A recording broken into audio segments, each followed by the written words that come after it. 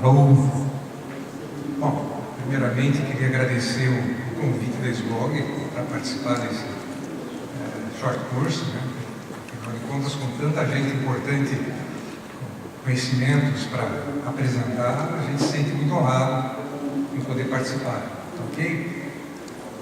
Nós vamos falar um pouquinho sobre processamento de óleos vegetais, certo?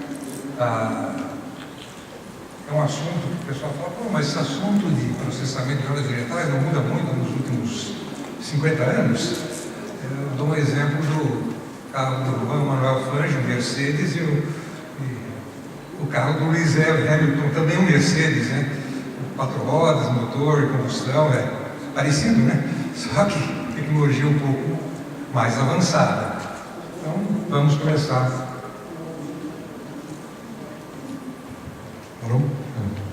Começar falando um pouco sobre processamento de óleos, né? E depois eu vou estar à disposição de quem quiser para esclarecimento de dúvidas. Processamento de óleos vegetais, na realidade, prevê o quê? Remoção de produtos desejáveis presentes no óleo bruto, ou seja, depois de ter passado pela planta de extração, eu extraí não só o óleo, como uma série de outros componentes que são, vamos dizer, parte integrante do óleo, porém não desejáveis na garrafinha de óleo a ser vendida no supermercado, na margarina, na gordura, como ácidos graxos livres, né, acidez do óleo, fosfolipídios, as gomas, produtos de oxidação, metais e assim por diante, né? Então, outro ponto, vamos dizer assim, também interessante é a parte de redução de pigmentos. As embalagens plásticas, as donas de casa querem o óleo mais clarinho possível, acho que é mais puro, então, independente de qualquer outro aspecto, também isso é importante no produto, no ponto de venda. Eliminação do odor, ninguém gosta, vamos dizer, de fazer uma fritura e ter um cheiro horrível de ácidos graxos espalhado pela cozinha. Tem que ser ter um produto totalmente de odor neutro, né? Proteção do óleo com degradação. O óleo é fabricado e tem um certo shelf life, então o tratamento visa preservar as qualidades por toda a vida de prateleira, certo? E, logicamente, né, no processo, quero ter o mínimo de perdas de triglicerídeos, ou seja, tem que remover todas as impurezas sem que isso arraste óleo bom. Então, exemplos, vamos dizer, bastante típicos, né? Aqui eu tenho óleo bruto de algodão, certo? E óleo refinado. Dá para notar uma pequena diferença, né? Ninguém iria comprar isso aqui para fazer nada. Mesmo óleo de soja, né, que tem menos pigmentos, menos coloração, também é possível verificar a diferença depois do refino. Os processos que envolvem o refino, não só a degomagem, né? Degomagem, que é a redução do nível de fosfolipídios ou gomas, né? Neutralização, redução da acidez, branqueamento, redução dos pigmentos e metais, e desodorização, que é o próprio nome diz, são os voláteis que geram os odores. Então, esses são, vamos dizer assim, muito resumidamente, aquilo que nós pretendemos processar, fazer o refino de óleos, justamente para melhorar a utilização, sua qualidade, sua aplicação industrial, ou sua aplicação doméstica.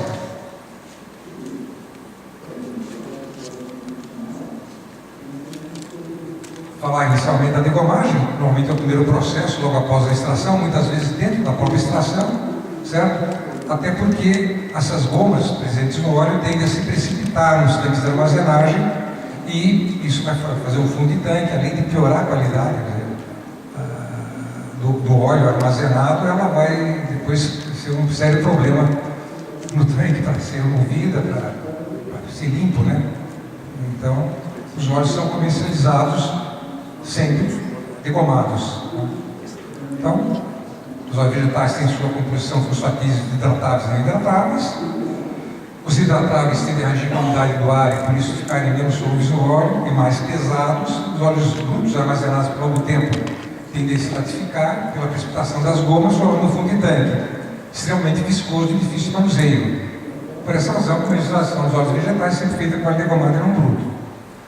Além disso, né, as gomas são compostas principalmente por lecitinas, que têm um valor comercial, se foram removidos logo após a extração e sempre em seguida.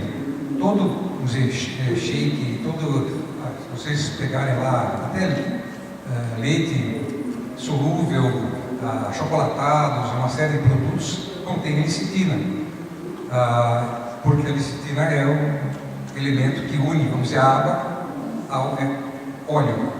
Então, em bolos, tem um efeito emulsionante muito grande, maionese e tudo mais. Então, é um produto que tem o seu valor também. E, de outro lado, né, caso haja excesso de produção de lecitinas, logicamente ela pode ser agregada ao farelo sem haver perdas, né? Além dos problemas causados pelas gomas armazenadas de transporte de óleo, ela, como agente emulsionante, elas prejudicam o refino químico dos óleos vegetais, com aumento da perda por emulsificação do óleo na boca e na água de lavagem. É emulsionante, tenta juntar o óleo com a água, né? E aí atrapalha o processo. O branqueamento, porque ela consome mais terra, né? Também ela tende a grudar na terra, inibindo a sua atividade, né? E na desodorização por degradação e incrustação, principalmente nas serpentinas de geração, aquecimento da desodorização convencional e no refino físico também. Então, por essa razão, a degomagem é um ponto extremamente importante para se iniciar o processo de refino. Existem inúmeros processos de degomagem, né? Os mais conhecidos são a degomagem com água, que é feita por uma destilação, mas todas as plantas que comercializam óleo já tem uma centrifuguinha lá, dosagem de água, mistura e tal, né? Degomagem ácida, especial, soft degumming, sublume degumming, top degumming, degomagem enzimática, são processos desenvolvidos para remover o máximo possível de lecitina do óleo, certo? De uma forma bem eficiente. Então, é um processo bastante importante, né? Até porque foram estudados, não só esses, mas dezenas de outros métodos para a remoção e melhorar a qualidade do óleo e facilitar o processo à frente. Os pontos importantes da degomagem é a hidratação das gomas para possibilitar a sua separação. Pela hidratação, elas vão ficar mais pesadas que o óleo e vão ser separáveis por centrifugação. Então, o que é importante para, vamos dizer, o que é importante para você ter uma boa degomagem? Excelente mistura da água, o ácido, o enzima, não importa, né? O processo de degomagem, utilização do misturador de altos elementos, tempo de retenção adequado, para dar tempo da água interagir com as gomas e formar os compostos separáveis, né? Controle de temperatura em cada etapa, utilização de separadores de alta eficiência, e tudo isso interfere uma boa separação e, portanto, na qualidade do óleo. Aí eu estou dando alguns exemplos, apenas ilustrativos, né, de diversos separadores de alta eficiência, dá para perceber que todos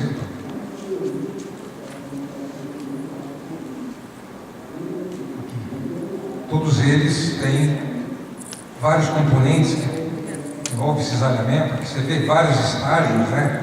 O óleo passa lá e é cortado.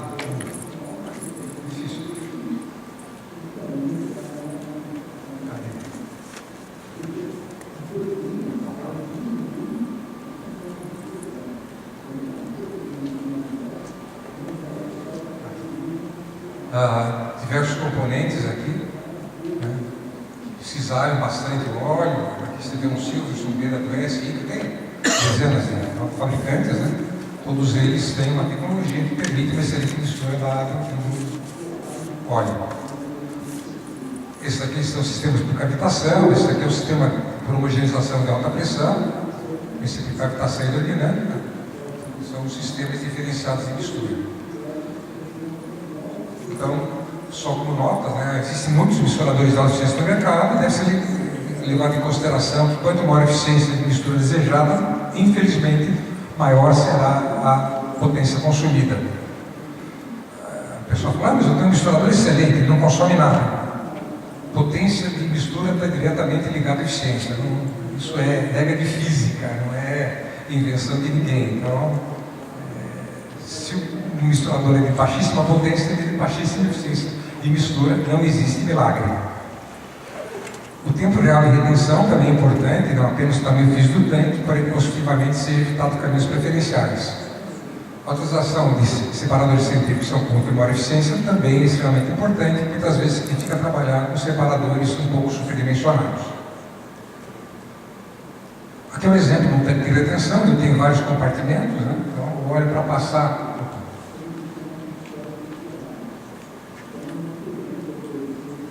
Meu Deus do céu, o dedo não está me obedecendo. O óleo para passar de um compartimento para o outro tem que passar através de discos, né? Esse é um projeto Light muito antigo e que quase todo mundo usa hoje em dia, né? E dessa forma eu tenho absoluta certeza que para o óleo entrar aqui e sair, ele vai ter que ter um tempo de retenção adequado para o processo que se destina. Por último, não menos importante, para obter um óleo final de excelente qualidade, é extremamente importante a qualidade do óleo bruto. Aí volta à palestra anterior. Uma pré-limpeza de extração, a clarificação do óleo bruto, a não ciclagem de testes clarificantes, até a clarificação do óleo da fase micela, são pontos que devem ser levados em consideração. O melhor tratamento feito posteriormente não corrige totalmente os problemas por deficiências de processos anteriores. Isso eu tive uma experiência prática, mas prática mesmo. Eu, em determinado momento da minha carreira, fui montar uma planta de proteína isolada de soja e para termos um alto teor proteico, nós precisávamos eliminar todas as impurezas do óleo. Utilizamos, na época, um processo bastante similar apresentado pela Kawai, certo? Com um sistema de cascata, sistema de pré-limpeza, toda aquela parafernália que aparentemente, né? Puxa, tudo isso para só fazer uma pré-limpeza. E o resultado foi uma excelente proteína isolada de soja, dentro dos parâmetros internacionais, e, por consequência, um óleo facílimo de ser refinado, porque não tinha impureza. Não era o objetivo, era a proteína de soja. Não era o objetivo de tratar por causa do óleo, mas em compensação, o resultado obtido por essa pré-limpeza facilitou tanto, melhorou tanto o rendimento da fábrica, que esse óleo era separado para produtos especiais, tipo a maionese, tipo a margarina especial, gorduras diferenciadas, dada a facilidade do refino, porque as impurezas afetam o processo, os processos posteriores. Aquilo que você faz errado antes vai promover problemas depois. Aquilo que você faz certo antes vai resultar em benefício. Então, aqui, por exemplo, alguns processos de degomagem. Degomagem com água, de novo, degomagem com água, certo? Degomagem ácida, onde é utilizado ácido fosfórico para transformar o ácido em ácido fosfatídico alguns dos componentes. A top degame, onde é feito, vamos dizer, uma recirculação das gomas para facilitar a separação e posteriormente uma lavagem com água, e o processo de degomagem enzimática, que é o mais moderno, onde as enzimas tendem a quebrar as cadeias de lecitina, né? E ainda resultando um aumento um pouco do rendimento em função de glicerídeos serem aproveitados ainda com óleo. Então, dá uma perda negativa, né? Cria-se mais óleo, porque as lecitinas seriam perdas, né? Algumas delas são incorporadas ao óleo, dando um rendimento melhor. A degomagem com água é utilizada normalmente para a comercialização do óleo de soja, deixando com menos 200 ppm de fósforo, certo? Padrão internacional. A degomagem ácida é normalmente utilizada em óleo de palma, é feita com ácido cítrico, que tem por finalidade principal eliminar, além dos fosfatídeos, né, o ferro, que é um contaminante bastante significativo no óleo de palma.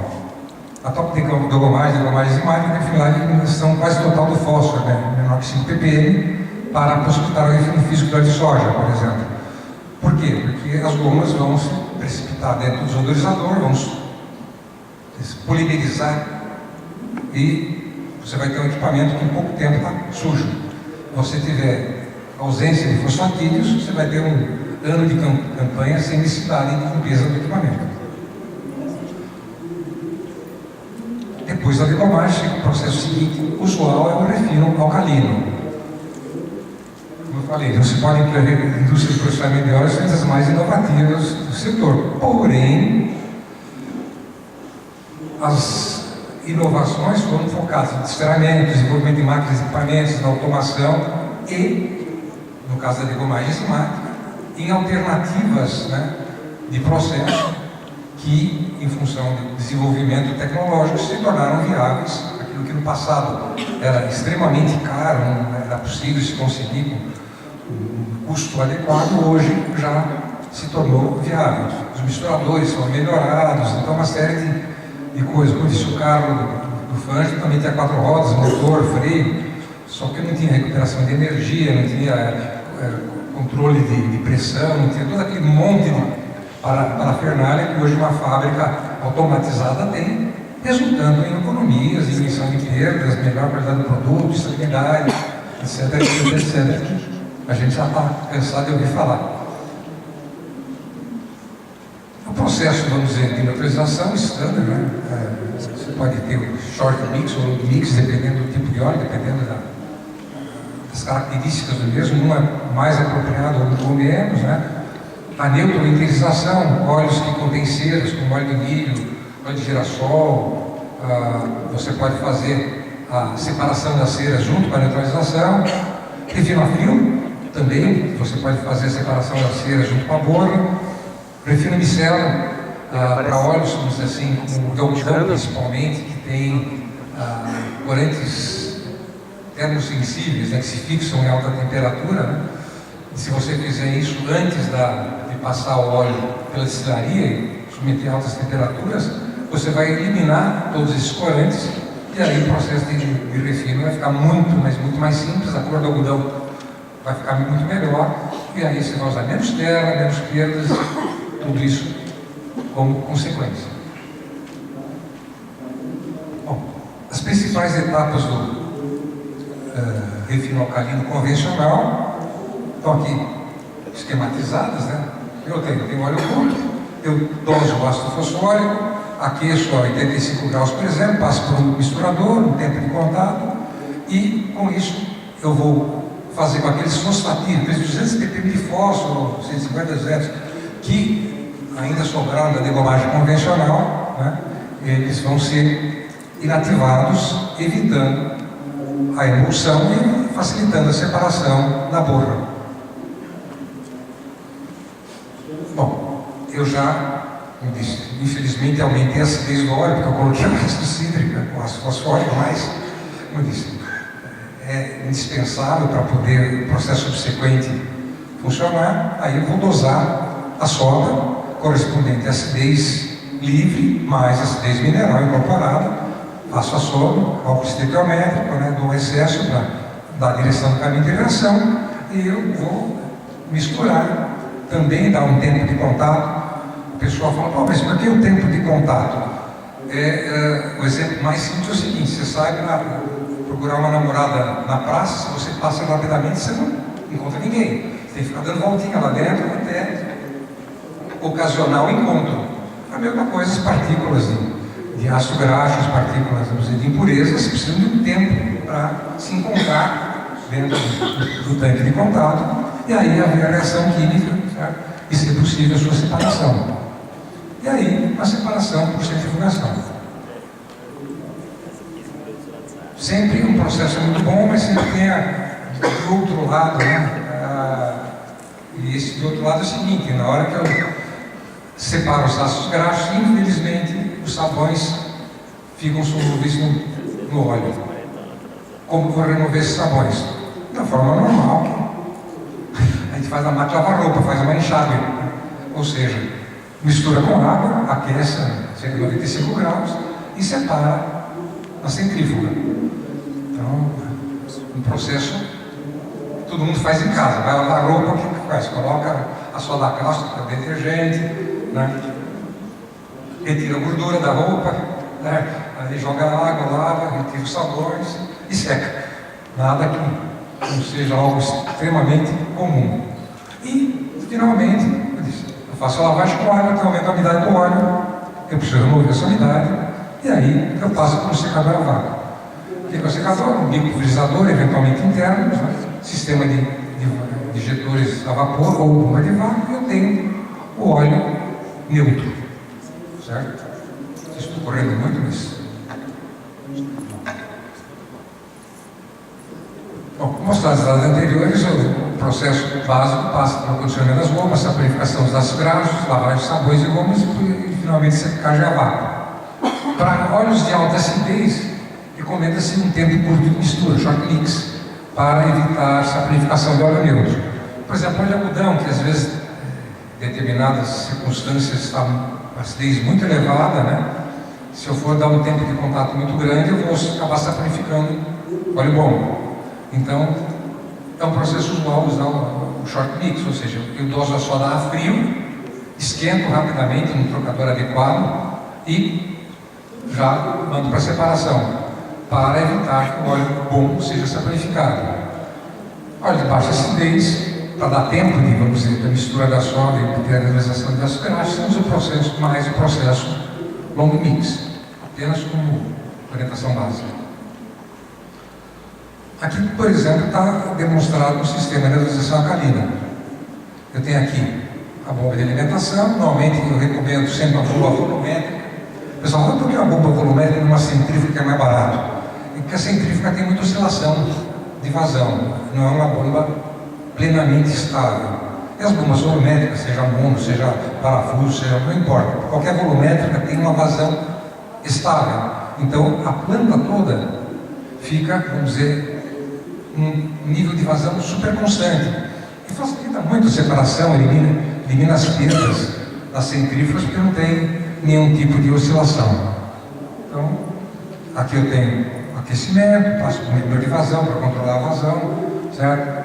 Recebo a dosagem de ácido, misturo, passo por tempo de contato, recebo a dosagem de soda, aqui no caso estou fazendo uma diluição online, a água mais a soda, acerto a concentração de neutralização, misturador, tempo de contato, separador, separador, neutralização, aqueço um pouco mais, certo? Recebo uma dosagem de água, aqui tem 2 lavagens, o pessoal fala, uma lavagem, 2 lavagens, uma lavagem é bom, 2 lavagens é melhor. Vai consumir mais água? Não necessariamente, eu posso usar em contracorrente a água de lavagem. Agora, de segunda lavagem, eu posso aproveitar na primeira, e aí tem um consumo um pouco menor de água, mas sempre vai ser um efluente.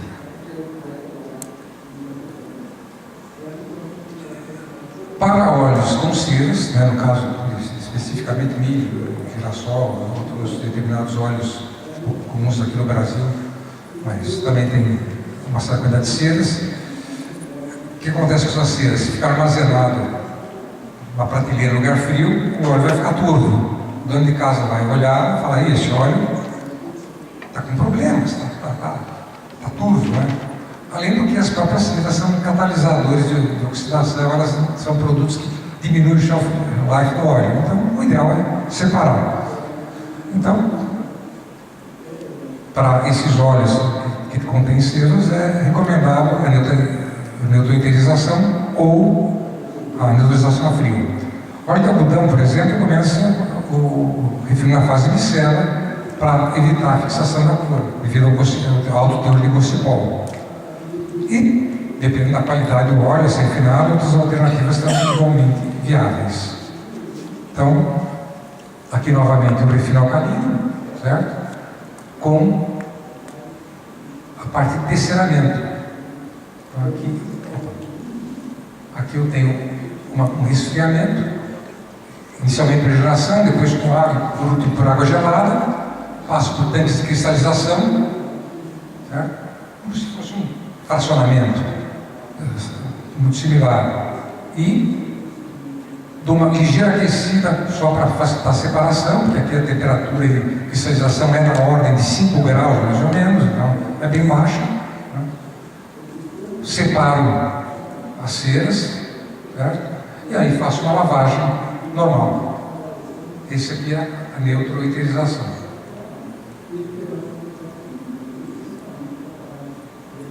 Bom, além desses processos, além desse processo, estão sendo utilizados outros conceitos, como os gás carbônico supercrítico, tecnologia membrana, e por enquanto está ainda na fase. O ideal seria isso: você dá uma membrana semipermeável, o ácido graxo passa e o óleo segue direto. Seria excelente, né? Porém, ainda não temos isso disponibilizado, a não ser em laboratório. E outros, vamos dizer, processos, né, estão sendo desenvolvidos, mas ainda não são economicamente viáveis. Vou falar agora um pouquinho do branqueamento, desconfigurado aqui, o olho do branqueamento.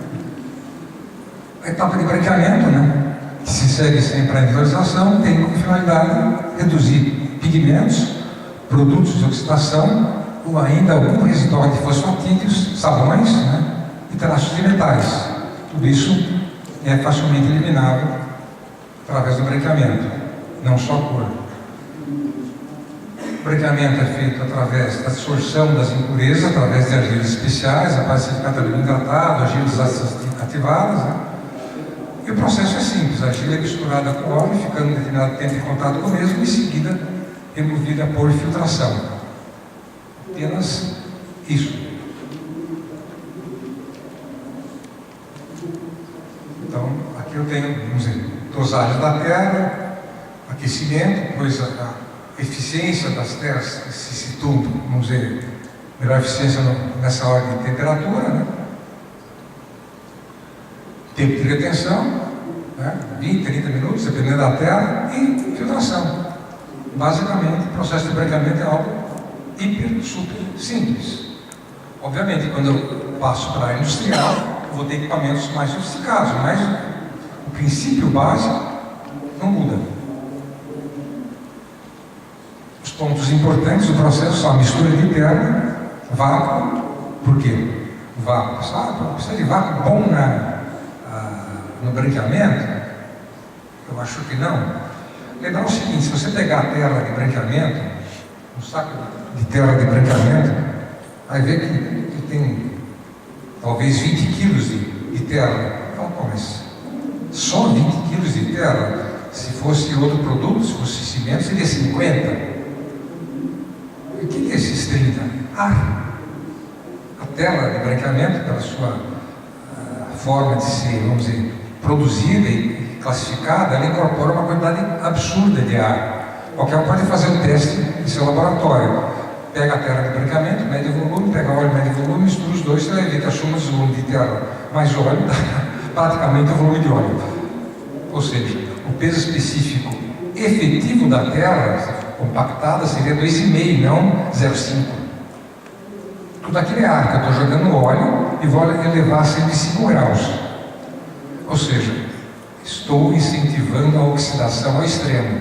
Por essa razão, é importante um bom sistema de vácuo também no branqueamento.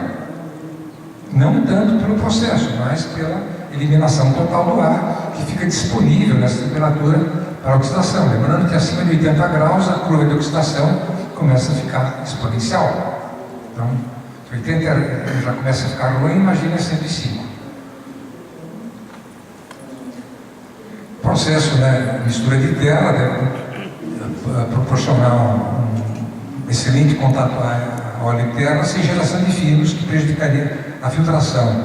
Às vezes o pessoal, estou misturando com um misturador, aquele de parreta, que mistura pra caramba, né? E óleo com a terra, só que infelizmente também pode destruir a granulometria da terra. O ideal é um sistema que não destrua a granulometria da terra, porque os pigmentos são absorvidos pelo óleo, ou seja, tem que ter uma estrutura cristalina da terra mantida para que os pigmentos entrem naquele meio de estrutura cristalina, né, e fiquem aderidos, né, por polaridade junto com a terra. E segundo, para filtrar um óleo, vamos dizer, com terra finamente dividida, é muito mais difícil, tem que usar auxiliar filtrante, uma série de artifícios, do que se tiver uma terra com a granulometria preservada. Temperatura de processo, a temperatura ótima de processo informada pelo fabricante da terra, por favor. Esse número que eu dei é uma referência, cada fabricante da terra vai ter sua recomendação. Consulte sempre os fabricantes. Veja quando eles qual o ponto ótimo que eles vão informar e vocês vão trabalhar dentro das características ideais. Tempo de retenção, né? Evidentemente, como são muito poucos os pigmentos, eu preciso dar um tempo na pracinha lá para a moça e o moço se encontrarem, conversarem e tudo mais. Então, a mesma coisa, o óleo com a terra, os pigmentos se encontrarem com a terra e fazerem contato e saírem juntos. Né? E eficiência de filtração. Eficiência, logicamente, a utilização de filtros corretamente mencionados, operados na primeira linha, é um ponto primordial para um bom desempenho do processo. A gente insiste muito na formação, apesar de trabalhar a vida toda em indústria de alimentos, né? Minha formação original é mecânica, então eu me preocupo muito com os equipamentos. Equipamentos bem dimensionados funcionam bem, equipamentos mais ou menos dimensionados funcionam mal. Equipamentos mal dimensionados não funcionam. Então, esse exemplo, vamos dizer, clássico de branqueamento, né? Tem aqui um aquecimento, dosagem de terra, um tanque de pré-mistura, por exemplo, né? Aqui um branqueador, um tempo de retenção, esse aqui tem agitação por vapor, é uma das possibilidades, existem outras possibilidades, com recirculação, a descarga com o tempo, né? 2 filtros, e aí filtros fechados, né? De placas verticais, onde filtro o óleo, certo?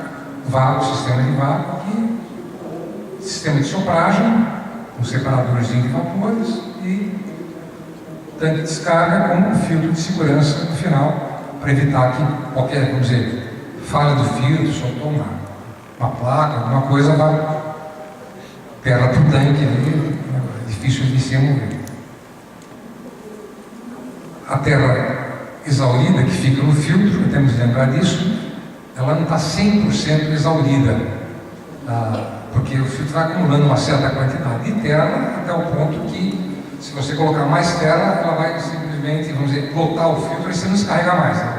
Forma uma ponte lá dentro, fica travado. Então, se o fabricante do filtro vai informar, olha, meu espaçamento é tanto, então eu posso utilizar até tantos quilos de terra.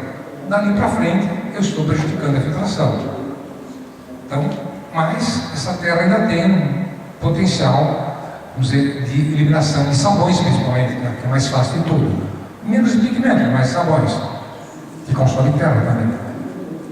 Então, os sabões não são eliminados, pode ser utilizado a capacidade do filtro, né, como pré-filtro, e eu posso eliminar os sabões, né, como as residuais, promovendo uma economia significativa de terra.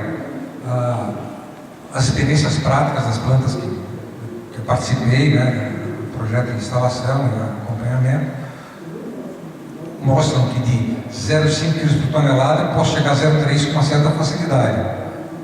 A maioria delas, né? Lógico, não depende só do sistema, depende de todo o restante. O sistema de pré-filtração é bastante simples, né? O óleo neutro, vamos dizer, no início passa pelo filtro, exaurido, esse aqui é aquele filtro que já foi usado, volta, recebe a terra da dosagem, passa para o branqueador e passa pelo filtro em operação, indo para o tanque de óleo branqueado. E o terceiro filtro, aquele que está em sopragem e limpeza, vai ficar de stand-by para substituir o filtro 2, né? E o filtro 2 vai passar a ser o filtro 1. Procurei fazer aqui o esquema mais visual possível, espero que esteja. Então, esse sistema está em filtração, então o óleo passa por aqui, sai e já vai direto para o tanque de óleo branqueado. Esse é o filtro que está sendo soprado, e esse é o filtro que está lotado de terra, mas eu estou recebendo o óleo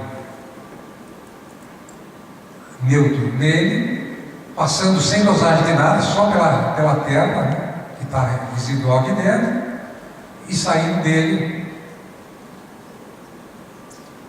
aqui, o coletor, saindo dele, certo?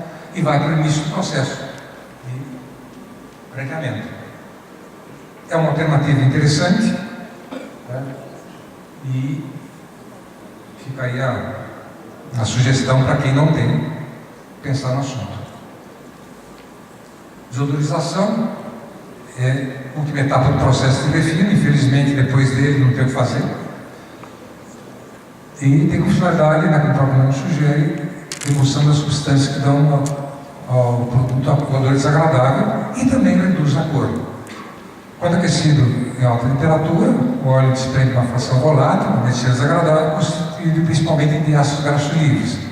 As oleosidades é feita a alta temperatura e alto vácuo, removem-se materiais, tornando o óleo mais resistente a alta temperatura sem cheiro, para dar mais agradável.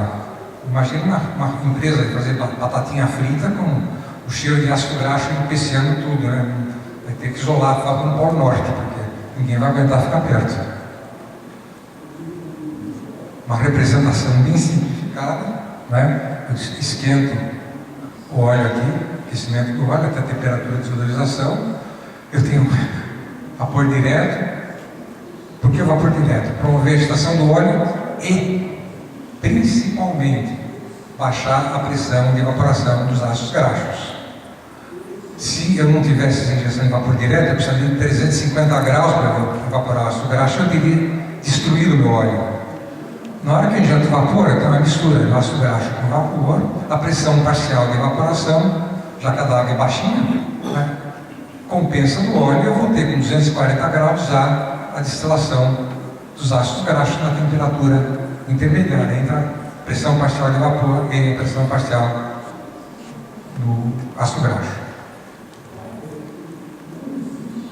Bom, o processo de odorização contínua representa menor custo de produção e investimento. O semicontínuo, que é muito utilizado, vamos assim, para gorduras, sempre custa muito mais caro, porque ele é projetado para a troca de produtos, e aí a coisa começa a complicar, já que é necessário estágios vazios, então ele aumenta de tamanho, você não consegue generar 100% ou 90% do calor, aí vai. Então, é processo menos, vamos dizer, custoso. Permite uma geração de calor, visto que o óleo desodorizado vai ser aquecido em uma corrente com óleo desodorizado, com rendimento térmico da ordem de 90%, até um pouco mais.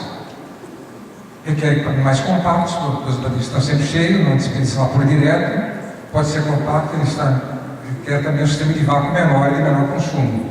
Tem como uma única desvantagem não permitir trocas frequentes de produto. Então, uma planta que trabalha cada dia com um produto diferente, esse desodorizador contínuo já não é tão adequado quanto o semi-contínuo. Vou dar um exemplo aqui só ilustrativo, né, do que compõe um desodorizador. Aqui eu tenho, vamos dizer, o óleo, coloquei um filtro aqui de segurança, porque se alguma sujeirinha, alguma impureza for entrar, que não entre no desodorizador. Né? Faço um pré-aquecimento, que pode ser até um regenerador de calor, uma desaração, parece um secador, só que é um pouquinho maior, para realmente desaerar em alto vácuo, não tem oxigênio nenhum.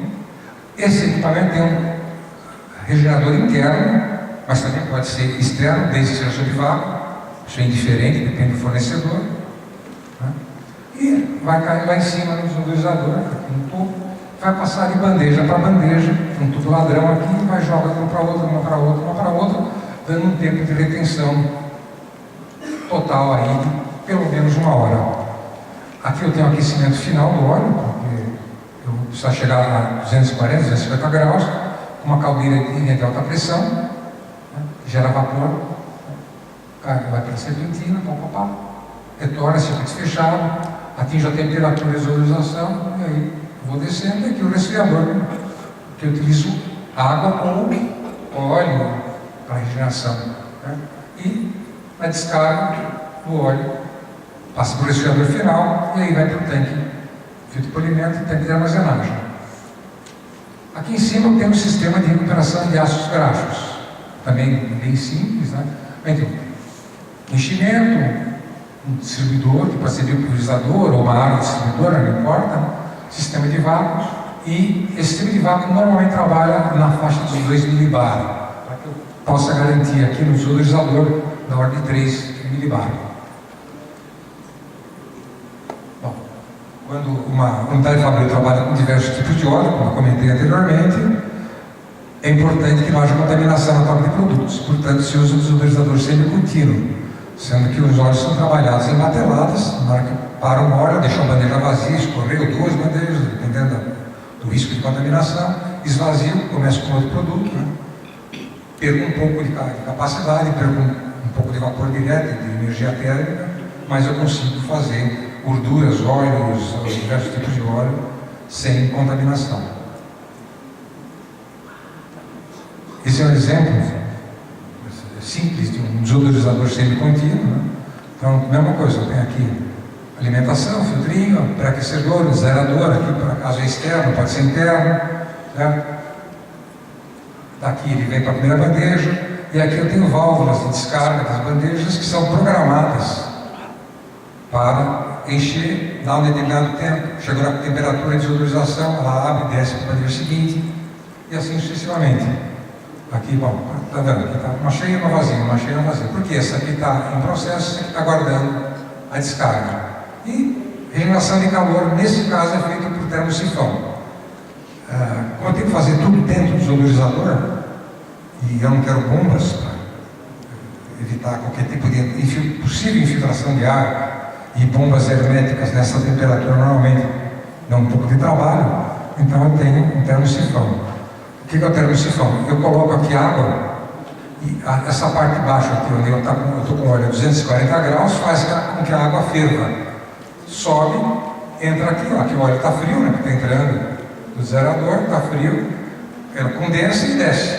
Então ela fica sozinha, subindo e descendo vapor, descendo condensado, por ser uma termosifão, em formato de sifão, e eu recupero parte do calor do óleo. Um detalhe a respeito do sistema de termosifão, e aqui tem dois, por exemplo, pelo seguinte: o sistema em contracorrente, vocês forem visualizar, tem um óleo entrando de um lado frio, no caso do contínuo, e saindo óleo quente em contracorrente. Então eu posso, com um diferencial de 10, 15 graus, ter uma prouxa aí, se chegar com óleo, vamos dizer, 250, eu posso chegar com óleo a 235 graus. Aqui, eu estou em correntes paralelas, na realidade. Então eu saio com óleo a 240, 250, estou esfriando, e o outro óleo a 80 e estou aquecendo. O que acontece? Como eles estão em correntes paralelos, o máximo que eles chegariam, teórico, seria 50% de eficiência. Tá? Um vem para cá, outro vem para lá, no meio. Ou seja, como é impossível eficiência de 100%, a minha geração por termosifão, o primeiro termosifão seria da ordem de 45%. O segundo é pior ainda. Eu vou ter 3 em conta-corrente. Então, na realidade, eu vou chegar a algo da ordem de 63,5%. Colocar 4, terceiro termosifão, vai cada vez diminuindo mais a recuperação de calor. Então, 2 é o número razoável. E o restante eu deixo para fazer externamente ao desodorizador. As desodorizadores são medidas pateladas constantes, de medição, tudo contido nesse espaço de etapa de regeneração, aquecimento, retenção, sendo transferido para o perfil seguinte através de uma válvula de descarga. Somente após ter se descarregado uma carga, se ter movimentado, evitando-se assim a contaminação do produto. Determinados óleos, como o óleo de palma, por exemplo, tem uma acidez extremamente elevada. Se eu for fazer um refino alcalino de um óleo com 1% de acidez, eu posso ter uma perdazinha de óleo, lógico, né? Em vez de ter só acidez, eu tenho 1,3, 0,3% de perda. Mas se eu tenho um óleo de 10% de acidez, qual vai ser a minha perda? Vai saponificar um monte de óleo dentro. O óleo de palma pode ser refinado, normalmente o é, através do sistema de refino físico. O que é esse sistema de refino físico? Eu praticamente faço um pré-tratamento, degomagem normal, eliminação do ferro, branqueamento, faço um pré-tratamento completo e já mando direto para o desodorizador. E os ácidos graxos são movidos por destilação. Então, apenas isso. Óleos de alta acidez para ser refinado, a destilação de ácido graxo e a desodorização projetada especificamente. A temperatura em processo, evidentemente, acaba tendo que ser mais elevado para ter rendimento, né? E o lavador de vapores maior, né, devido à maior formação de ácidos graxos. Bom, aqui é um exemplo de óleo de palma, né? Aqui eu tenho o óleo, enfim, dá para ver a coloração bem significativa do óleo. No final aqui eu tenho um óleo bem clarinho. Bom, o processo de refino físico é fundamentalmente uma destilação de ácidos graxos sob alto vácuo, usando vapor direto. Vapor direto tem finalidade alterar o ponto de ebulição, não a questão de odorização. Por alteração da pressão parcial da mistura, fazemos os mesmos vapores a uma temperatura bem menor.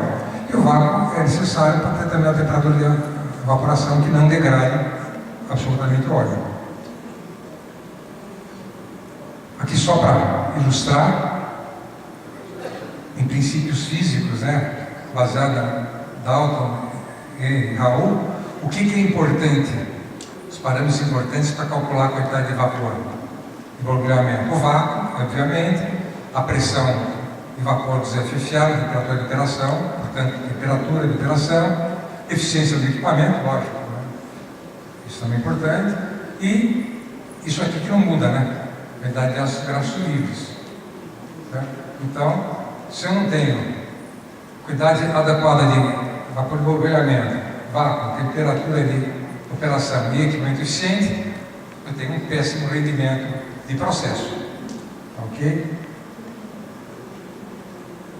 Bom, o refino físico, em tese, pode ser feito em qualquer equipamento. Eu não tenho um equipamento específico, posso fazer no desodorizador? Sim, pode.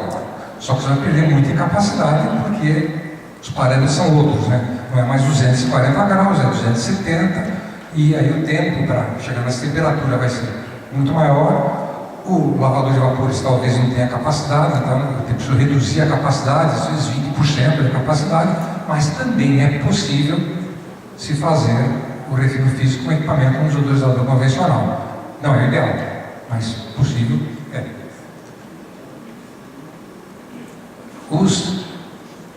Inicialmente, os desodorizadores utilizados para refino físico eram os convencionais.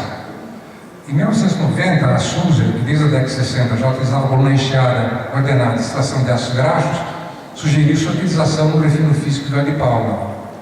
Melhorias introduzidas na seção de degonagem, que eu comentei antes, né, top degamming, enzimático degamming, facilitaram muito a utilização dos recheios com segurança. Com esse processo foram obtidos ótimos resultados em termos de qualidade de produto, aliando baixo consumo de vapor direto a equipamentos mais compactos. Isso aqui é o recheio. A enxada está do recheio ordenado. A gente lembra dos recheios, os primeiros recheios, que eram os anéis de racha, né? Anelzinho, depois cela interlocks, depois foi evoluindo de cerâmica inoxidável e tal, até que chegou a esse tipo de recheio nas colunas. Apesar de isso ser algo novo, a Sulzer desenvolveu uma metodologia de cálculo mais ou menos perfeita que hoje todos os fabricantes de recheios ordenados, seja Koch, a Montes, a própria Sulzer, usam o mesmo programa de cálculo. Você cotar o recheio de todos os fornecedores vai dar o mesmo tempo, porque é um cálculo já consagrado de destilação, certo? Através do recheio. Então, é um negócio cheio de furinhos, aqui, corrugados de furinhos, e são montados esses elementos em série. Então, vocês não vão ver que, independente de quem é o fabricante, seja um cara da China, ou seja da Austrália, a altura da coluna também vai ser muito similar, da ordem de 4 metros, por aí, porque é resultado de um cálculo computadorizado e destilação sob injeção de vapor, desenvolvido originalmente pela Sulzer. Bom, a planta de refino físico, com a desodorização, também tem a mesma coisa. Pré-aquecedor, zerador, regenerador, aquecedor final, coluna empacotada, unidade de retenção. Por que unidade de retenção? Eu já eliminei os ácidos graxos aqui. Sim, mas eu não eliminei os corantes termodegradáveis, então eu preciso, de qualquer forma, de um tempo de retenção. Menor, mas preciso. Resfriador final é sistema de recuperação de ácidos graxos destilados. Se eu estiver correndo muito alguma coisa, alguém, por favor, acene e eu... Esse é um exemplo, vamos dizer, genérico de um sistema. Tem um pouquinho de todo mundo aqui. Eu quis ilustrar, então não quis favorecer ninguém, coloquei a miscelânea aqui. Mas princípios fundamentais estão aqui.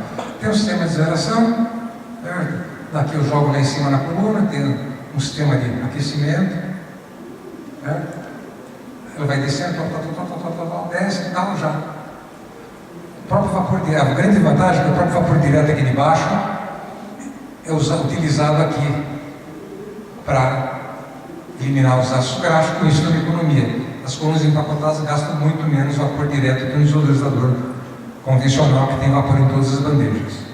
Então, tempo de retenção, bombas mamute, porque a coluna é alta, tal, desço aqui, passo para o regenerador, esquematizei um regenerador de calor, preferivelmente sob vácuo, isso aqui eu esquematizei um regenerador genérico, mas o ideal seria sob vácuo, resfriador final, e eu tenho aqui o óleo desodorizado. E em cima, o lavador também é um lavador com recheio ordenado, justamente porque a quantidade de ácido graxo é maior, então ele é mais eficiente. Mas em termos de preço, evidentemente é mais eficiente, é muito mais caro que um anel de anéis convencionais. Mas uma coisa compensa a outra porque ele fica mais compacto, então, e eficiente. Os ácidos graxos arrastam junto consigo tocoferóis, tocotrienóis e tudo mais, que tem um valor de mercado razoável. Vitamina E, e hoje está na moda, né? A tocoferol, o nome foi baseado com o grego tokos, que é vida, né? Então, ele é gerador de vida.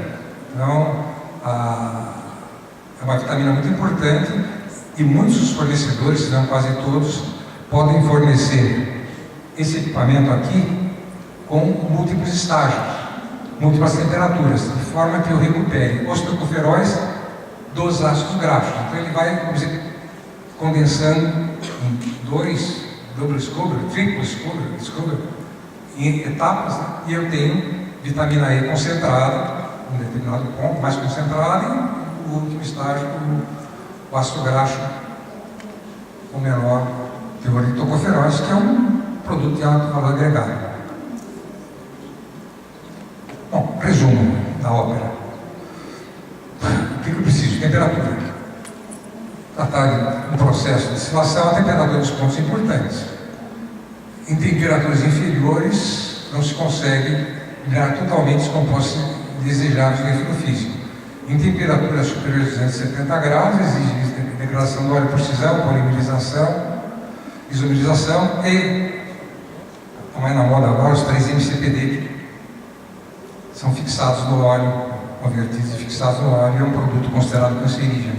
Então, nós estamos aí numa luta, os próprios professores, que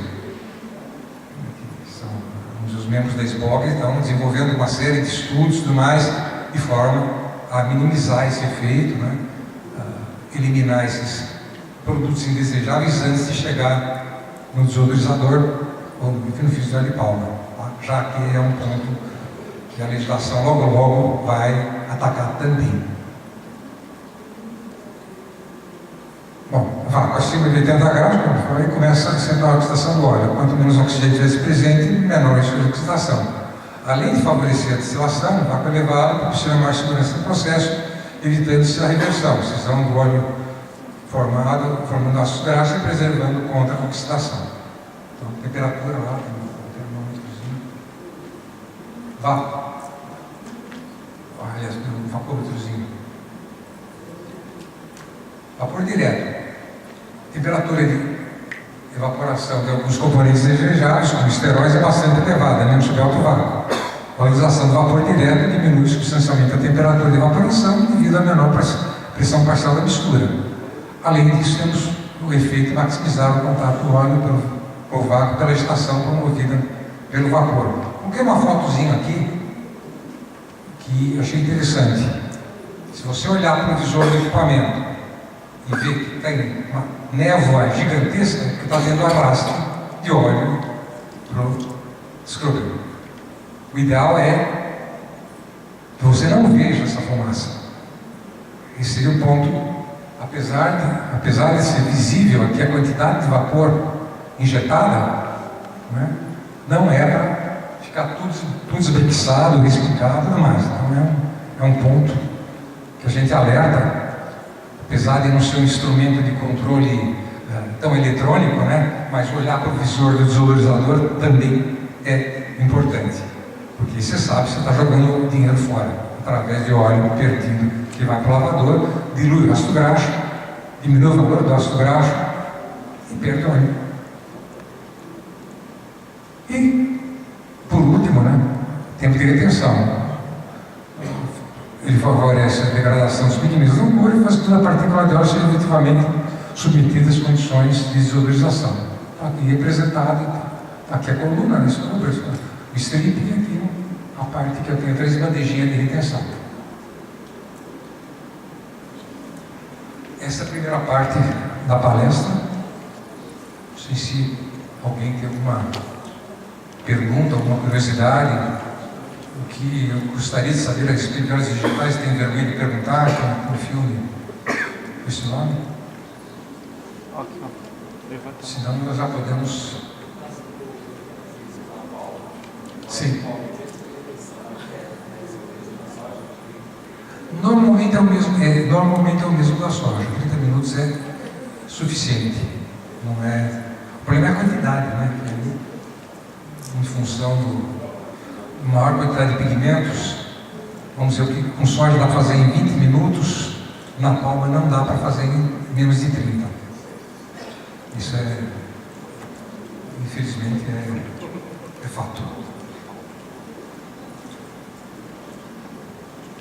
Mais alguma pergunta, algum comentário? Então, vamos passar para a segunda palestra.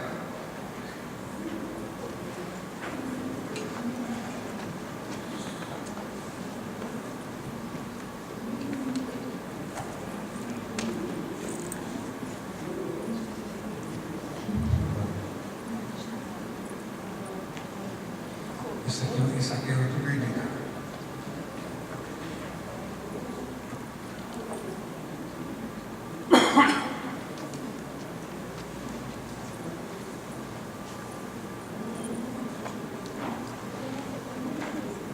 Bom, a gente falou muito dos processos, né? Ou da parte boa. Agora vamos falar da parte ruim. Na hora de tirar as impurezas do óleo, a gente tira, além das impurezas, óleo junto, óleo arrastado.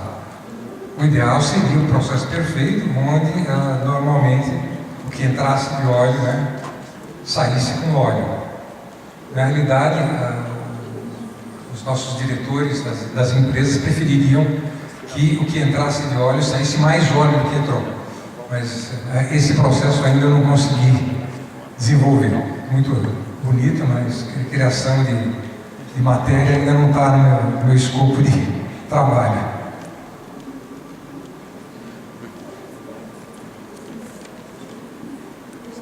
Bom, o objetivo, evidentemente, se eu diminuo perdas, reduz o custo de produção. Aumenta a produtividade. Reduz os efluentes,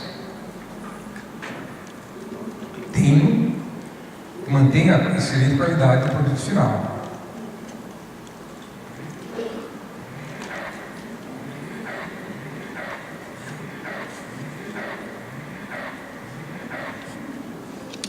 Aqui eu tenho alguns itens, né, que participam do custo de produção. Normalmente, se não tiver uma excelente geração de calor, é o mais crítico, né? Isso é um valor médio. perdas, reagentes que têm um certo custo, gás, caldeira, mais energia elétrica, mão de obra e água potável. Hoje em dia, todos eles são igualmente importantes. Com estiagem, a água potável acabou virando uma coisa que era menos importante e também virou bastante importante. Aqui um gráfico de torta. O almoço não devia estar falando em torta, mas tudo bem. Bom, as perdas de vapor são as mais fáceis de serem reduzidas. Óbvio, geração de calor, aproveitamento condensado, sistema de vácuo de baixo consumo de vapor, ou sistemas mistos, usando bombas de vácuo mais ejetores, isolamento térmico adequado. Façam as contas de que você gasta num tanque, por exemplo, uma de palma que tem que ser conservado a uma determinada temperatura, um tanque não isolado e um tanque isolado. Vocês vão ver que o número assusta. Né? Então, qualquer tabela de isolamento térmico, da Isover, qualquer coisa, tem os coeficientes lá, você pega a área de um tanque e vê quando você está jogando fora de vapor, vocês vão ficar surpresos. Sistemas adequados de purga. O pessoal, mas purgador termodinâmico é barato. Purgador termodinâmico é muito barato. Só que para ele funcionar, ele tem que jogar vapor vivo fora. Então, ele é caro. Aí a gente fala, pô, perda de óleo é um valor elevado, mas temos que lembrar o seguinte: perdas totais 36%, impurezas relativas 27%, perdas teóricas de produto 8,6%. O que é essas impurezas relativas? É aquilo que não é óleo, e o pessoal normalmente chama isso de perda. Eu tenho óleo que tem X% de impureza, certo? Sei lá, 2% de impurezas totais, dá um número. Isso daí não pode ser computado como perda, porque simplesmente não é óleo. É algo que está no óleo e precisa ser removido. Então, lembrar bem que aí o pessoal, mas eu não consigo abaixar de 2% o óleo que tem perda que tem impureza de 2%. Não consegue mesmo. Não há como fazer isso, né? Então, impurezas são os elementos presentes no óleo que devem ser eliminados por não serem óleo. Só isso. Então, eu tenho que atacar as perdas, né? Aquilo que tem 8,6% de participação no custo de produção. Certo? Não, isso não é a perda, isso é a participação dela no custo total de produção. As perdas ocorrem em maior ou menor quantidade em todas as etapas: neutralização, branqueamento e desodorização. Neutralização, por exemplo, um cálculo rápido, né? A perda total é o Wesson loss, até 3%, é 0,3 mais 1,25 vezes o Wesson. Isso é o limite de perdas, não quer dizer que vai perder isso aí. Dependendo do teu processo, o ajuste do teu processo, você vai ter que perder muito menos do que isso. E acidez maiores, 3 a 10%, perda total, né? É maior, sem dúvida, né? Porque é mais complicado, 1,35. Branqueamento, normalmente a perda é a quantidade de terra utilizada vezes 0,3. Por quê? Porque normalmente se consegue soprar o filtro até 30% de óleo na terra. Dá para soprar mais e deixar ele com 10%? Lógico que dá. Aí ele pega fogo, só isso, e o prejuízo é maior. A fábrica inteira pega fogo. Mas, então, esse residual de 30% de óleo na terra, segundo os fabricantes de filtro, é um número ainda aceitável, já que a terra fica cada vez mais pirofórica e vai ter a autocombustão. Na desodorização, a perda, o pessoal normalmente comenta, é acidez vezes 2.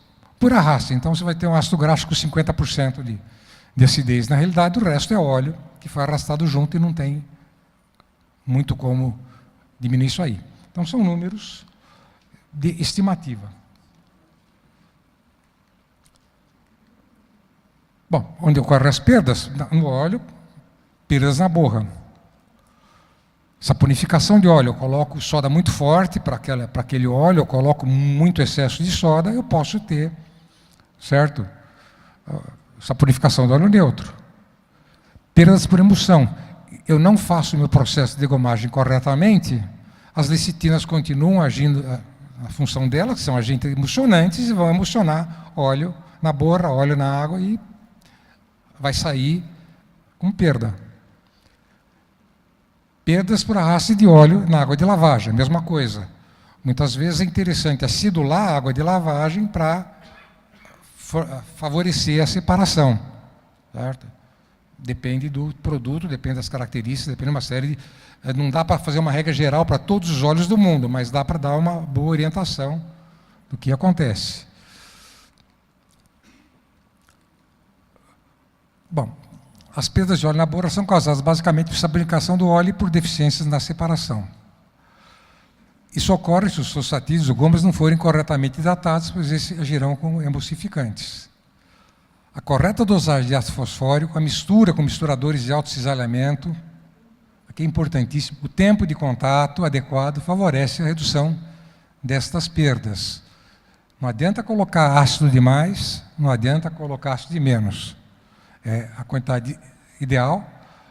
Não adianta, como eu disse, economizar na potência do motor do misturador e ele não mistura nada, e depois você perde, você paga isso sob a forma de óleo. Certo? E o tempo de contato, que é um tanquinho, não é nada tão excepcional. Mas não estou dando tempo de contato, corta o tanquinho, coloca mais um anel e sobe ele, aumenta o tempo de contato para dar realmente condições de haver a reação, tempo de reação química. A velocidade de ação, infelizmente, não é infinita, é um negócio finito.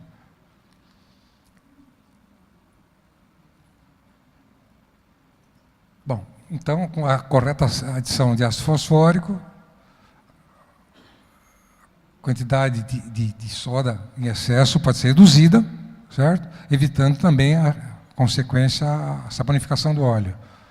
Também é importante a correta mistura e dispersão da soda, tempo de contato que promova a efetiva reação. Eu vi alguns misturadores muito eficientes, como aquele ultrassônico, aquele homogeneizador de alta pressão, são misturadores inovadores que, para alguns clientes que eu tenho tido contato, dão resultados muito interessantes. Então, é bom o pessoal saber o que tem de novidade no mercado.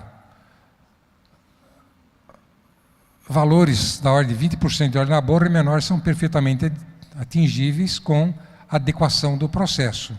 Não é nada tão absurdo e extraordinário chegar a esses números. Bom, perdas por arraste na água de lavagem, as perdas são principalmente função de uma má neutralização, mas também qualidade da água de lavagem. Se tem uma água dura, ela vai prejudicar a lavagem. Baixa temperatura da água de lavagem. Nas plantas que eu projetei, eu peguei condensada, para ver tudo condensado, joguei num tanque, né? Com controle, ainda com controle de temperatura, né?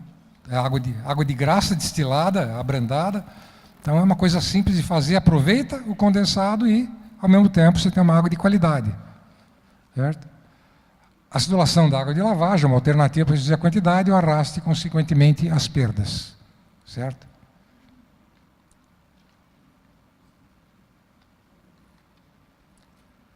Esse é um exemplo do sistema de reutilização de água de lavagem que eu vi em diversas plantas. O pessoal estava satisfeito com ele, e é um negócio simples, né? Então, a água recebe uma dosagem de ácido fosfórico, passa por um decantador, certo? Que tem 3 passes, né? Aí o óleo recuperado sai por um lado e a água, lavagem, sai por outro. Eu já tinha testado esse sistema já, como diz, há mais de 2 anos atrás, em 1970, por aí, e funciona bem. O problema é que é grande. Da planta que eu testei era uma planta pequena, então foi fácil construir isso aí, um tanque razoável, uma planta muito grande, e talvez outros sistemas sejam mais adequados. Eu já testei sistemas com lamelas internas, decantador para água de lavagem também, que ajuda a separar. O difícil é achar quem fabrique as lamelas em inoxidável, não é todo mundo que faz, é mais fácil achar de plástico. Mas são sistemas que podem ser utilizados e dão um resultado. Bom, como é que eu vou controlar essa tal de perda? Um valor de referência confiável é a única forma de sabermos realmente quanto estamos perdendo. Vários métodos podem ser utilizados, como o Neutral Oil Loss, o ACS CA9S57, que é por perda cromatográfica, perda Oerson, perda de caneca. Quando eu instalei a minha primeira planta de neutralização, quando ainda usava calça curta e tal, e nós fizemos um teste durante 1 ano e chegamos a um certo número que se repetia sempre, em todas as análises, que a perda total era acidez, insolúveis em acetona, certo? Umidade mais 0,3, em média. Veja bem, média de 1 ano, amostras tiradas todos os dias. Então, isso era a perda que a gente fazia, o comparativo, né? Então, uma forma meio rápida de você ter uma noção de perda, certo? Pelo menos para ter um parâmetro de referência, saber se estou perdendo pouco, perdendo muito, não estou perdendo, vai lá, toma. E a precisão dela é quase próxima ao Neutral Oil Loss. Bom, a forma apresentada foi obtida nos anos 84, 85, através do levantamento comparativo e tal, né? E aí você tem a eficiência do refino. É a quantidade de óleo neutro obtido, menos a quantidade de óleo processado. Tira aquilo que não é óleo, você tem as perdas reais. Para saber a parte do controle efetivo, eu preciso ter o valor do NOL, determinar a quantidade, por cálculo estequiométrico, a quantidade de sódio necessária para a neutralização de ácidos graxos, efetuar as medições precisas de entrada e saída de óleo, consumo efetivo de óleo ácido e só, através desse proceder-se ao ajuste na planta de neutralização.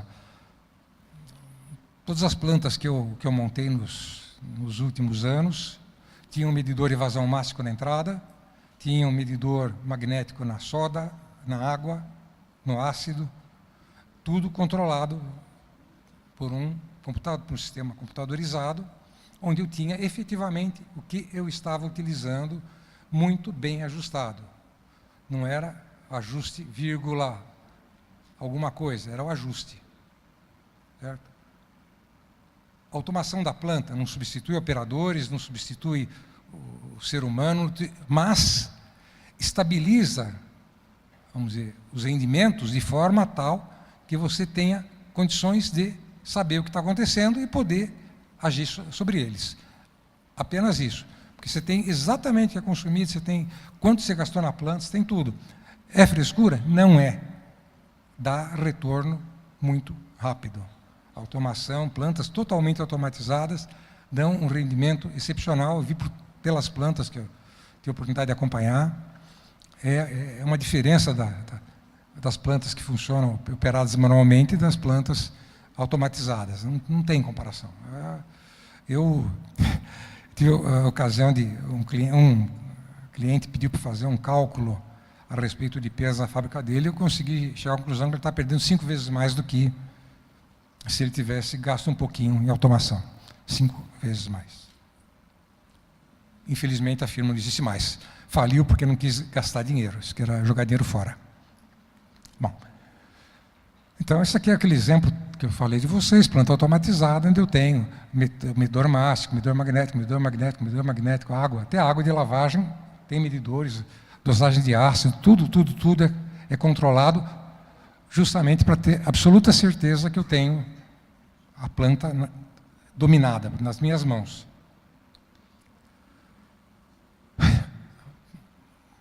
Saímos da neutralização, dar uns passos aqui, vamos caminhar para o branqueamento. É outro ponto onde ocorre perdas de óleo.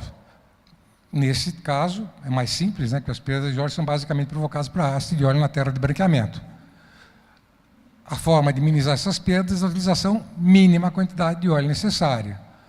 A redução do conteúdo de óleo na terra de branqueamento por sopragem tem um limite, pois abaixo de 30%, se torna pirofórica, podendo iniciar a autocombustão pela exposição ao ar, conforme já comentado. Então, minimizar as perdas. Rígido controle da dosagem de terra. O sistema mais sofisticado seria o silo de terra em célula de carga, por perda de peso eu tenho uma precisão perfeita. Aí não tem como errar, né? Mistura correta do óleo com a terra. Se eu não misturo, ele não funciona. Tempo adequado de contato, eventual utilização da terra extraída do filtro com pré-filtração para aproveitamento da capacidade residual, rígido controle do processo através de instrumentação adequada. Então, são pontos que, às vezes, pô, mas são repetitivos. São repetitivos, mas porque realmente são pontos importantes. Então,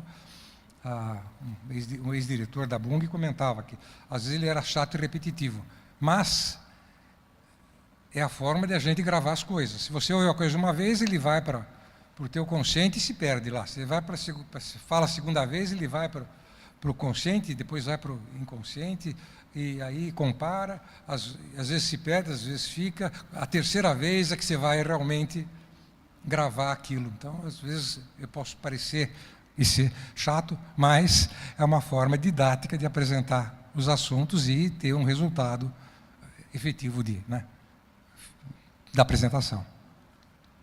Então, isso aqui é uma planta de branqueamento contínuo, como comentei, isso aqui está sob células de cargo, silo, por exemplo, né? Então, é uma das formas. E a história da pré-filtração, que eu já comentei com vocês no processo de refino, certo? Então, basicamente do branqueamento não tem muita coisa a falar. Perdas na desodorização. Ainda que usualmente pequenas, as perdas de odorização podem assumir valores significativos em caso de descontrole do sistema. Basicamente, é perda para ácidos graxos por excesso ou má distribuição de vapor direto, perda dos respingos provocado por excesso de vapor direto ou vapor direto com umidade. O pessoal não liga muito para a história do superaquecimento de vapor direto, isso que é frescura, não precisa disso e tal, porque a água também desodoriza. É verdade. Se em vez de vapor direto você usar água no desodorizador, ela vai vaporizar, né, e vai desodorizar. Só que ela vai provocar, primeiro, perda de calor, porque ela vai vaporizar roubando o calor do óleo. Então a temperatura de desodorização cai, se tiver umidade no óleo. Então já você começa com 245, daqui a um pouco na tua bandeja já não está mais com 245, está com 240. Quer dizer, não estou nada de se aquecer que você perdeu no caminho. Segundo, a água, vamos dizer, é jogar água na frigideira, vai espirrar para tudo que é lado, vai até o lavador de gás. Então, o vapor superaquecido não tem respingo.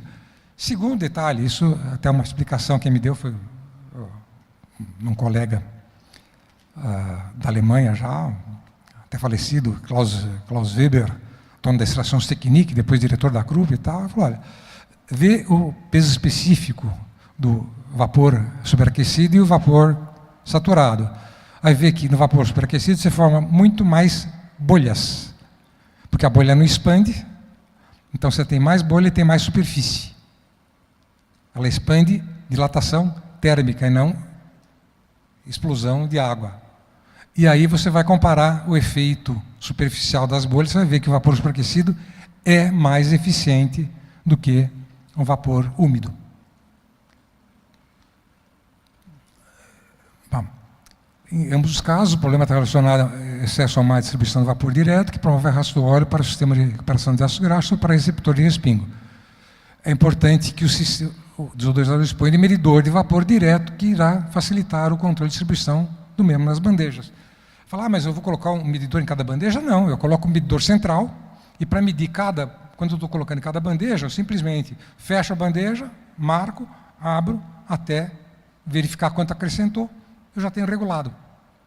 Não, com um medidor só geral, eu consigo medir todas as bandejas. E um medidor Vortex, não é um medidor tão caro, dá para brincar à vontade.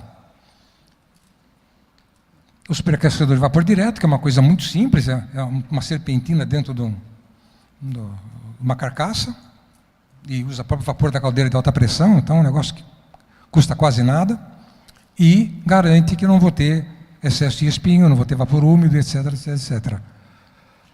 Válvula de agulha para ajuste individual da distribuição. Agulha. A válvula de agulha custa a mesma coisa que uma válvula globo, só que ela é diferente, ela é formato, realmente, não é uma sede cortada, é uma sede em forma de agulha. Então, coloca a válvula de agulha, que você tem mais manuseio, mais ajuste mais precisão de ajuste. E visores iluminados estrategicamente posicionados. Como eu comentei, se você não sabe o que está acontecendo dentro do sonorizador, pode estar acontecendo besteira. Novamente, a foto, né? Eu tenho vapor direto funcionando aqui horrivelmente, mas não tenho fumaça aqui. Não tenho respingo, não estou vendo bolinha subindo aqui. Então, é um exemplo só. Aqui, ó. Controle de presurização. Medidor de vazão, medidor vórtice, supercílio de vapor, que é uma coisa super simples, a válvula de agulha, que dá para ver o formato dela, o visor iluminado. São coisas simples que podem ser feitas no odorizador, não tem um investimento muito grande, mas permitem um melhor controle do processo. Eu procurei ser o mais rápido possível, porque senão o pessoal daqui a pouco está cansado, né? Então, ainda nós teríamos aí um tempo para perguntas, curiosidades, aquilo que vocês quiserem saber mais a respeito do assunto, podemos estar aqui respondendo.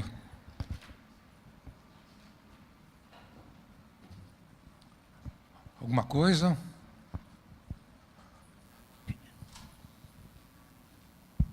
Renato, você falou ali naquela questão, naquela tabela de perdas ali, sim, basicamente em relação ao refino. Você tem alguma coisa em relação à extração, da questão de perdas, quanto que o vapor significaria na extração, por exemplo? Você... Não, pronto não. Tenho perdido no computador, sem dúvida, mas não teria assim para de imediato te fornecer. Normalmente são muito próximas, porque hoje, vamos dizer, a concorrência em termos de extração continua muito grande. Ou seja, tem grandes empresas como a Desmet, a Crown, a Lurg, que fornece extratores de excelente qualidade, todos eles, né?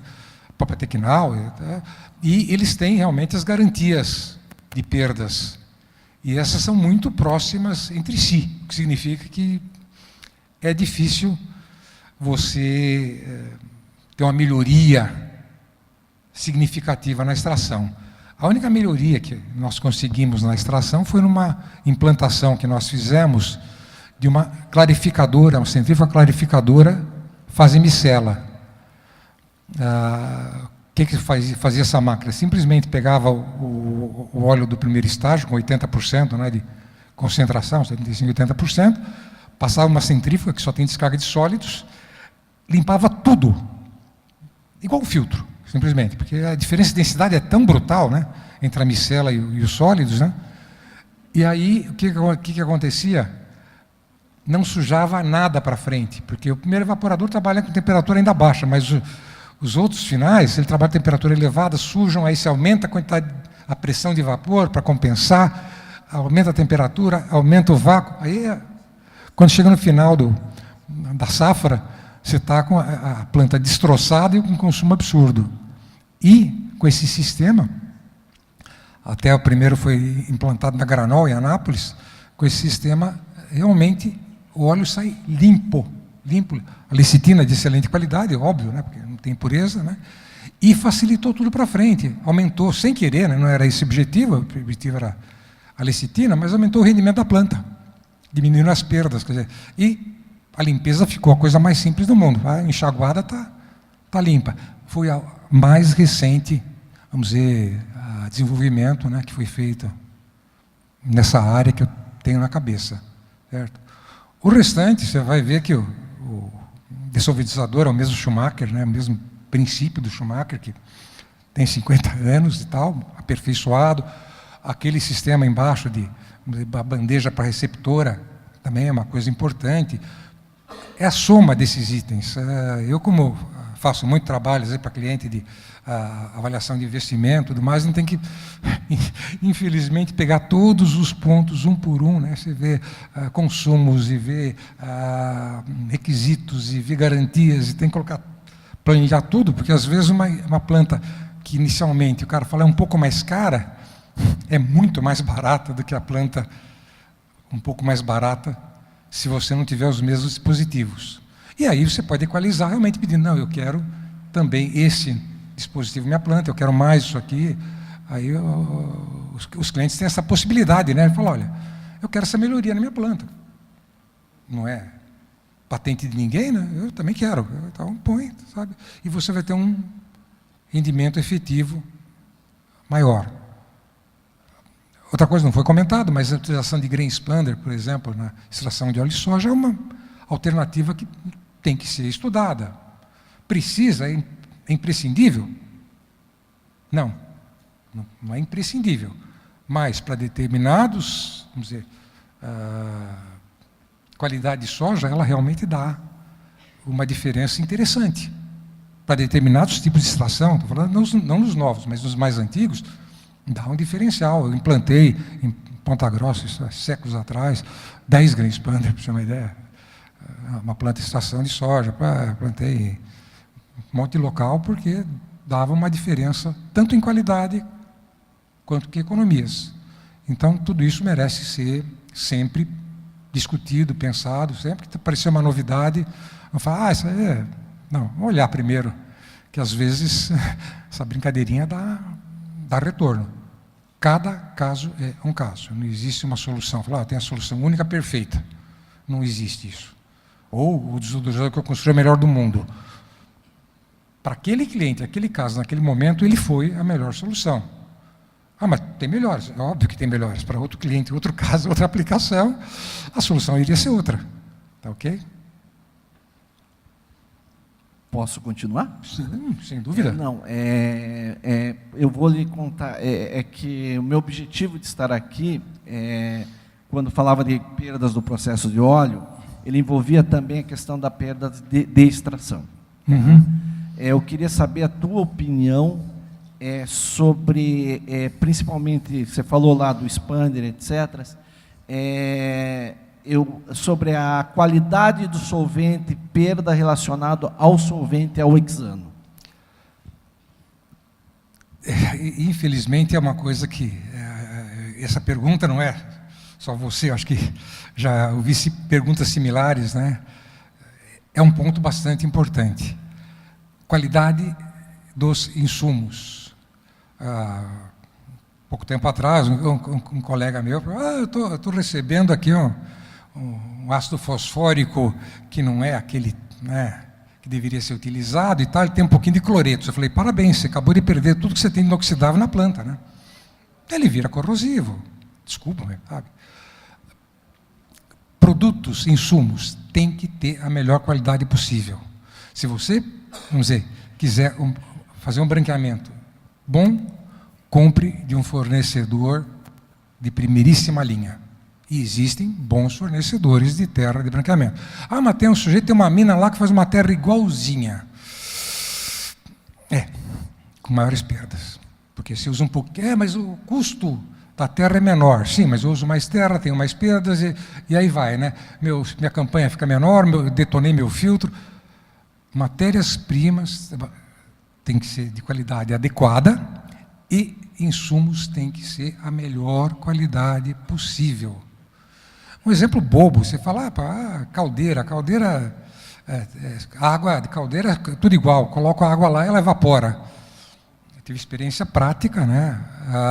Nós precisamos fazer uma redução de consumo de energia, como sempre tem crise de petróleo, né?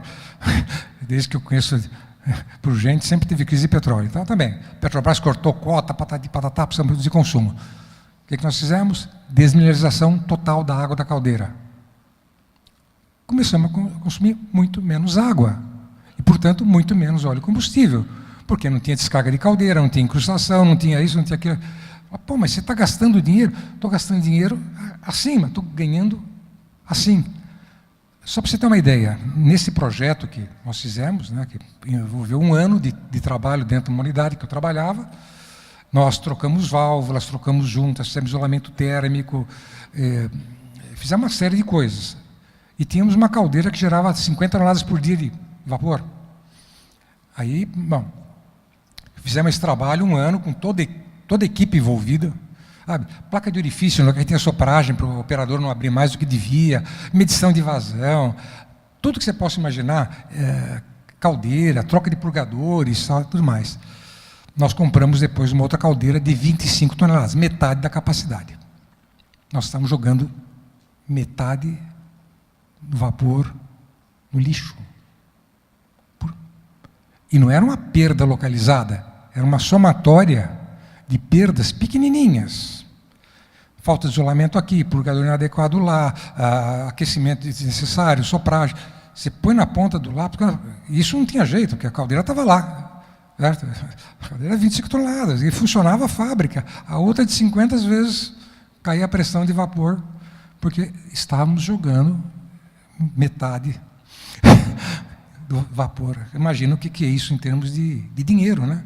Tudo porque, não vamos fazer agora, não tem verba, não tem verba, não tem verba, não tem verba. Bom, chegou a hora que falou, ó, a água bateu aqui, né? Você ou aprende a nadar ou morre, né? Então, aprendemos a nadar. As coisas são mais ou menos nesse nível. Na hora que você coloca na ponta do lápis, você vê que dá para fazer bastante coisa. E a qualidade do solvente nacional, como é que você classifica, do Hexano nacional? Depende do fornecedor. Veja, tem bons e tem ruins. Eu estou um pouco afastado da área de extração, né? Mas quando tinha lá, cuidava das fábricas, né, de óleo, de vez em quando acontecia de solvente contaminado, com, vamos dizer, outras frações, né? E que realmente incomodavam muito. Até porque alguns desses resíduos ficavam no farelo. Você não conseguia remover totalmente. E aí era detectado no laboratório, né? Quer dizer, havia uma contaminação, o próprio óleo, né? Havia uma contaminação de, entre aspas, óleo mineral, ou seja, um tipo de mineral no óleo. Então, eu disse, eu não teria hoje quem é o fabricante, quem não é, quais são as fontes, mas sempre fontes confiáveis, fontes, sabe, procurar não comprar aquele, vamos dizer assim, que tem a sua refinariazinha própria lá e que faz alguma coisa. Porque os resultados, pelo menos comigo, sempre os resultados foram, infelizmente, desastrosos. Então...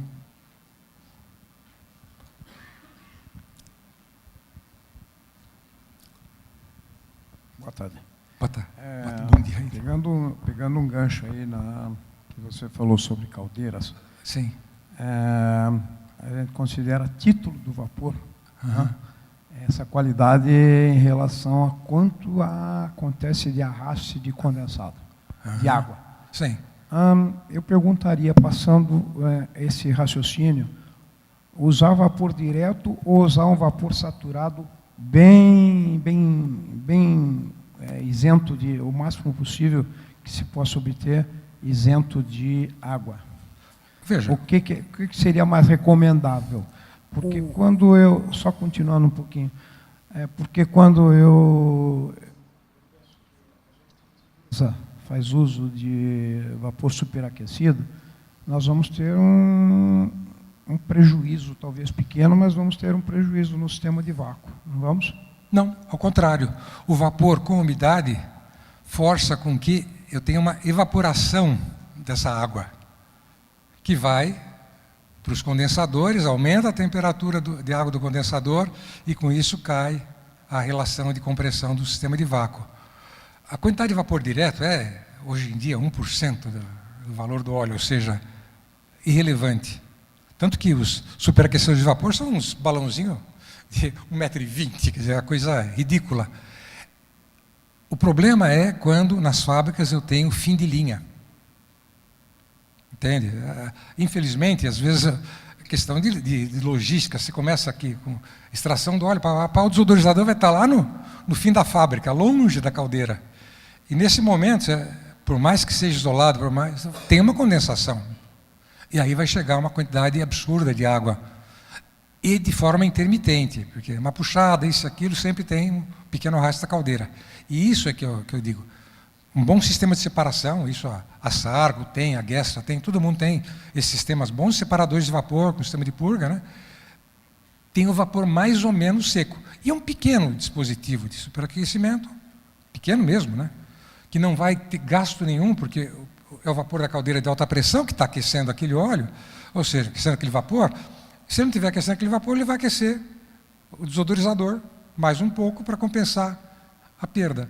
Então, não tem custo, não tem manutenção, um tubo espiral dentro do outro, e você tem uma maior certeza Mas não é para fazer um superaquecimento de 50 graus, aí você vai estragar o óleo. É para fazer 1, 2, 3 graus acima da temperatura correspondente à evaporação. Só isso, para ter uma garantia do sistema. Essa a experiência que eu tenho, né? E que tem dado resultados satisfatórios, pelo menos as plantas que eu tive mais oportunidade de acompanhar do começo ao fim, tem dado resultados bons. E é investimento, assim, muito pequeno, né? Não é nada, qualquer um pode fabricar. Ok, obrigado.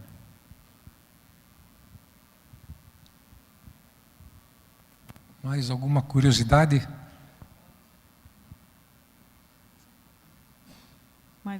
Mais alguma pergunta? Então, muito obrigada. Uma salva de palmas, por favor. Obrigado a todos.